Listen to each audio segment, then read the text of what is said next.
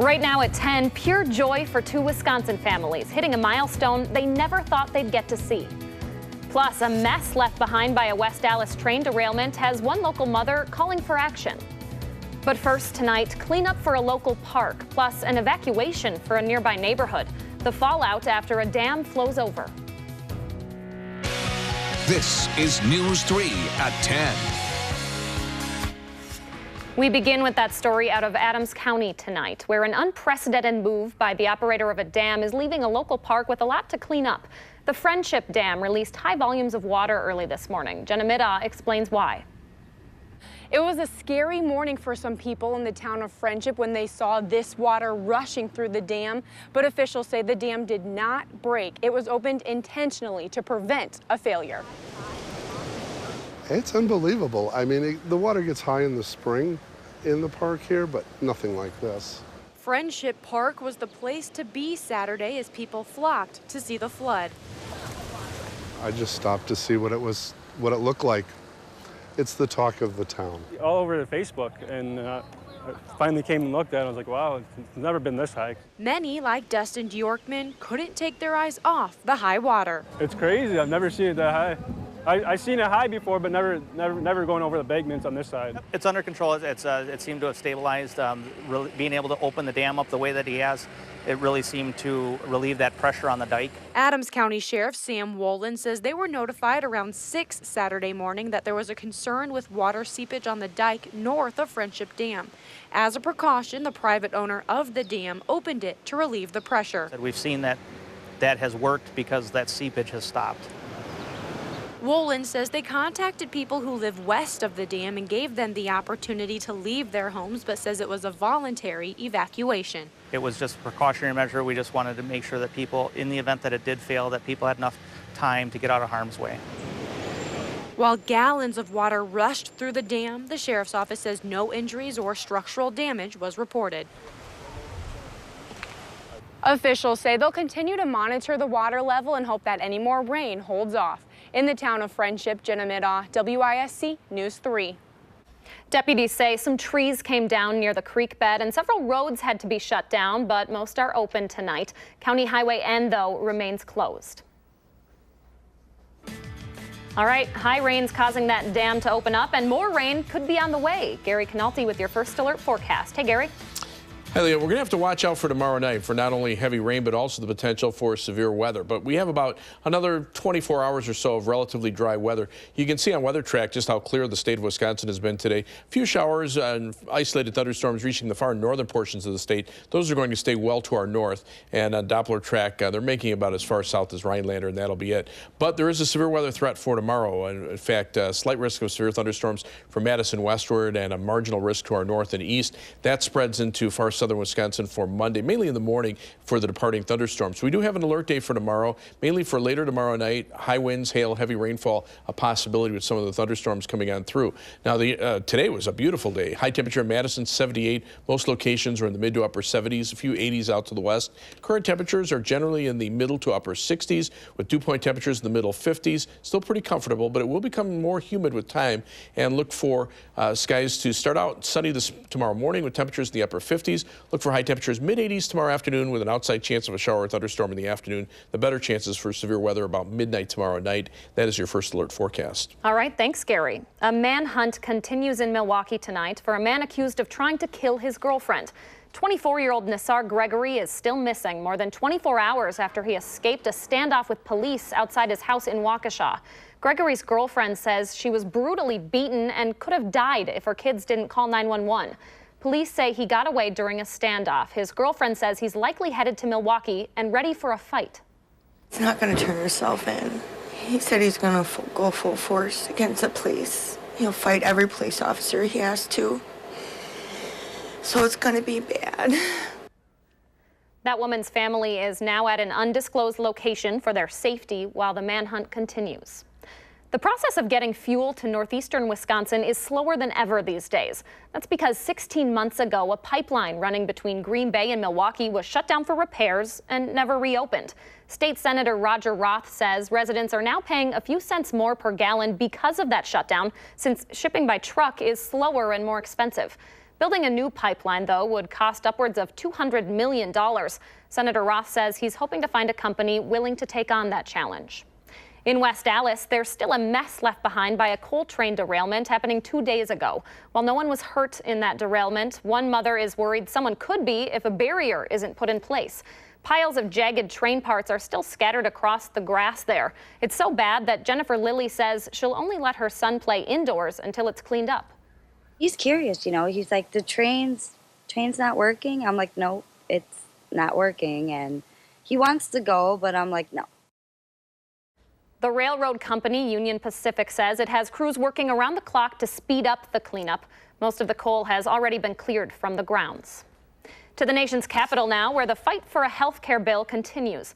Senator Tammy Baldwin is calling attention to the story of a young girl with a pre-existing condition. The goal to keep the Affordable Care Act in place. Together, we must stand up for Zoe, fight for her family, and fight for every American who lays awake wondering if the health care they have today will be there tomorrow. Senator Baldwin says she wants to work with Republicans to improve the ACA instead of repealing and replacing it. And one Republican leader might be interested in that idea. Senate Majority Leader Mitch McConnell says he'll work with Democrats to prop up Obamacare if his own party can't pass something else. Premiums are going up, co-payments are going up, deductibles are going up, so we have to solve the current crisis. And I think repealing and then delaying the replacement doesn't work. The White House was reportedly caught off guard by those comments, coming less than a week after the president tweeted that Republicans should immediately repeal and then later replace. The Senate is back in session on Monday. President Trump, meanwhile, is back in Washington tonight, just hours after wrapping up his second international trip since being elected. He's back from the G20 summit, where today's meetings included a 1.5-hour sit-down with China's president. The topic, North Korea. That country also dominated discussions with Japan's prime minister after North Korea's first successful test of an intercontinental ballistic missile. The Prime Minister is, I will say this, very, very focused on what's going on with respect to North Korea. Also talking at the summit today, Russian President Vladimir Putin. Putin told reporters he thinks President Trump believed him when he denied meddling in the U.S. election. Climate change, another big topic at the G20, and this weekend, Trump stood behind his decision to leave the Paris Agreement. The British Prime Minister says she tried to persuade President Trump to rejoin the deal during their conversations. Like other world leaders here, I'm dismayed at the US decision to pull out of the Paris Agreement, and I've urged President Trump to rejoin the Paris Agreement. The rest of the G20 nations released a joint statement on the Paris Agreement, calling it, quote, irreversible.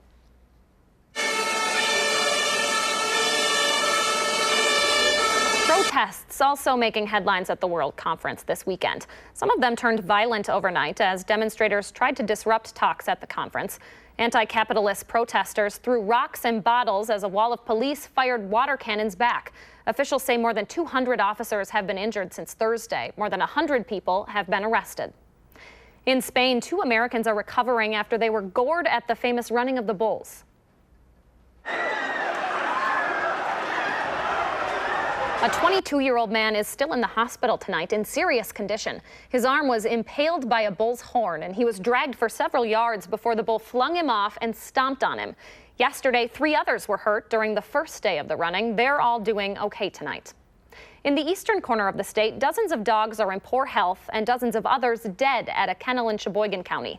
Crews rescued more than 30 undernourished dogs from the Kinship Companion Kennel in the town of Wilson. 40 dog carcasses were also found there in a deep freezer. Liam Carroll worked at that kennel and called police about the issues. I knew inside my heart that, what I knew needed to get out there. What I had seen needed to get out there because they needed to not be able to do this anymore. Sheboygan police say several people are likely to be charged in the case. The dogs won't be up for adoption until the investigation is complete. A man is in custody after 2 exotic cats were stolen and then returned to a Delavan petting zoo. The owner, Dana Montana, says that man worked at the zoo for about 3 years, but told her last week that he was quitting. She thinks he tricked a girl into stealing the lynxes as part of a plan to sell them on the black market.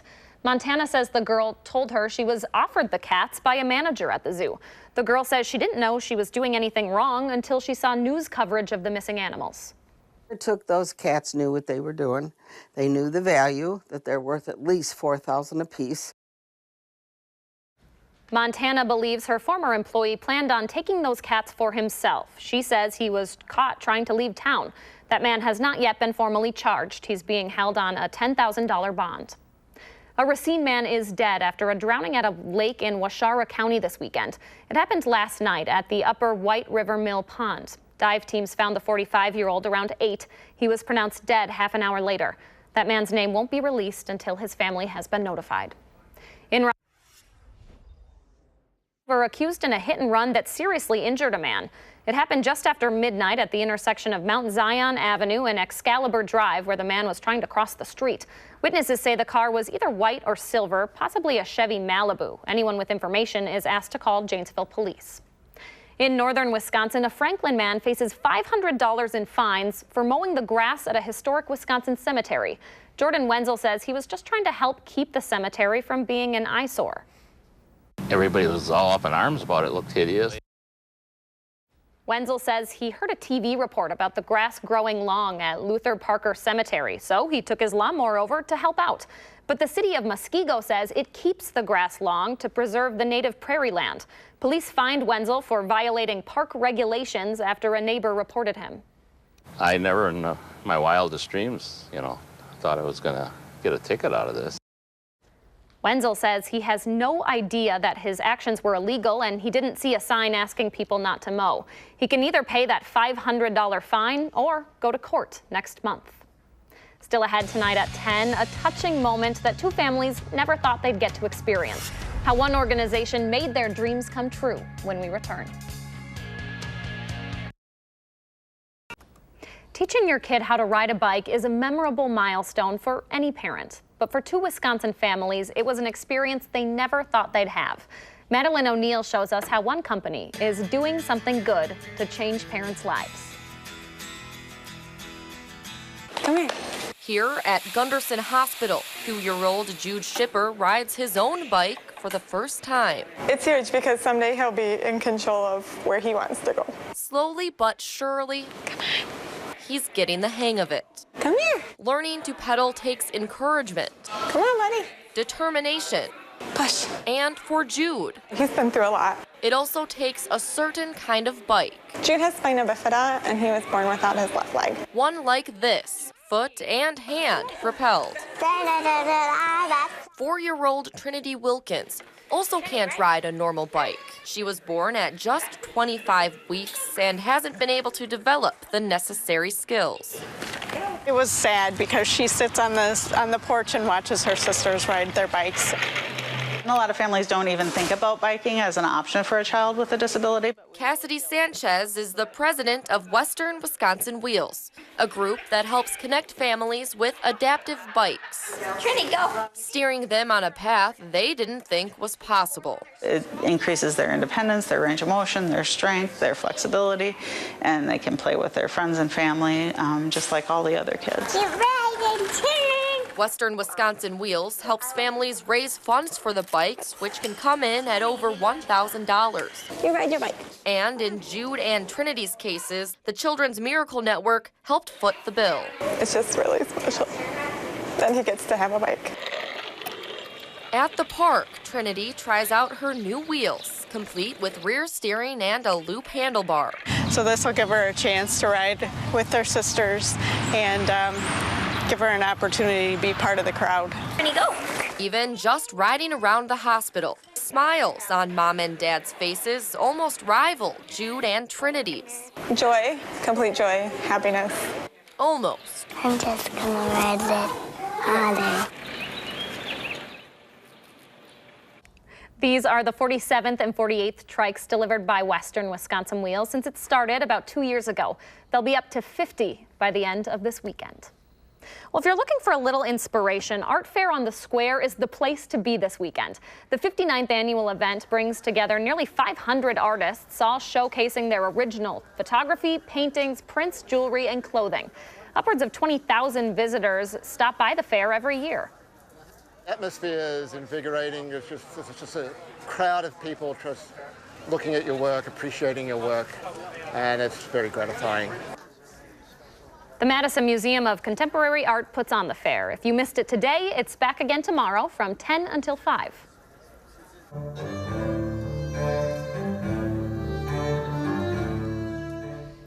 Those are the sights and the sounds of the Women's Music Festival playing at the Madison Marriott West this weekend. It's the 42nd annual celebration and the 11th year Madison has hosted the national event. Every single performer taking the stage, from the comedians to the musicians and actors, is a woman. Lots of hugs, lots of good energy going the way. That's the amazing thing about Women's Festival, is all the good energy and love. The festival is put on by a nonprofit called Women in the Arts. You can still catch more musical performances tomorrow. All right, to weather now. We've got a little chance for severe weather coming tomorrow. Yeah, we're going to have to keep an eye on the situation around midnight tomorrow night. I think that's probably about the time that we would most likely expect severe weather. Nothing out there right now, just a few light showers up in far northern Wisconsin. The air still pretty dry across the state, but it is starting to become more humid across southwestern Iowa and southwestern Minnesota. Storms will develop late tomorrow afternoon, somewhere from central Minnesota through maybe far northwestern Wisconsin, and then track to the south and east. That's why the slight risk area from the Storm Prediction Center is in this spot here, where the marginal risk farther to the north and east, but that may have to be adjusted depending on where the storms initially fire up. The main threat is probably going to be strong straight line winds, hail, and heavy rainfall. Now, by Monday, the severe weather threat shifts to the south. There's a marginal risk mainly across northern Illinois. Far southern Wisconsin is included, but probably more for early morning hours on Monday. So we have an alert day for tomorrow night for the potential for some severe weather. Again, hail, high winds, heavy rainfall are the main threats. This is Storm Potential Future Track beginning at 11 a.m.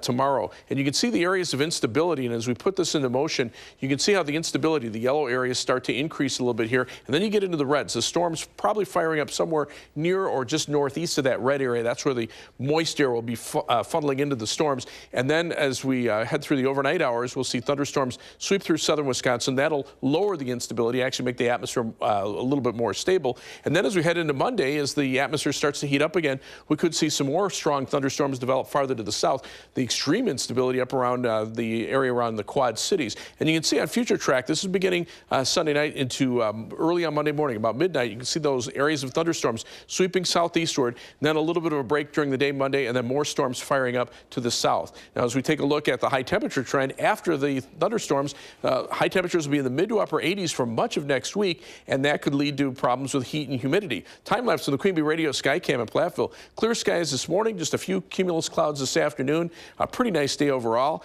Live view of downtown Madison from the Edgewater Skycam. It's a pretty evening out there. High today 78, the low 58, and right now we're sitting at a very comfortable 67 degrees. Winds are out of the southwest at 3 miles per hour. Dew point is in the middle 50s. So our forecast for the overnight hours calls for mostly clear skies. It'll be pleasant with a low of 58. For tomorrow, partly sunny and warm. Just an outside chance of a shower or thunderstorm in the afternoon with a high of 84. And then Monday, look for some scattered showers and thunderstorms with a high of 83. As we look at Future Track, look for quiet conditions overnight. Low temperatures upper 50s and low 60s. Tomorrow, high temperatures low to mid 80s. Much of the day we'll see sunshine, maybe an isolated shower or thunderstorm north and west of Madison. But then this is 11:30, close to midnight. You can see those storms developing out to the west and then sweeping southeastward, maybe a few more forming behind it. And then during the day on Monday, some scattered off and on showers and thunderstorms. Highs will be in the 80s. And as far as rainfall amounts are concerned, areas that get the heavier thunderstorms, you can see generally around an inch or two of rain in some areas, probably picking up less than that. As we look at the 7-day forecast, you can see those temperatures, though, getting back into the 80s, mid to upper 80s by the end of next week. And if you like even warmer weather, well, by the end of the weekend and into the early next week, temperatures around 90 with high humidity, too. Might need alert days for that. That is perfect poolside weather, if you ask me. Well, if you're out by a pool, that's great. If you're out working in the hot sun, it's probably not quite as nice. That is very true. Good point. All right. Thanks, Gary. Well, still ahead in sports, Ryan Braun left today's game with an injury. Melissa Kim has an update on his condition next.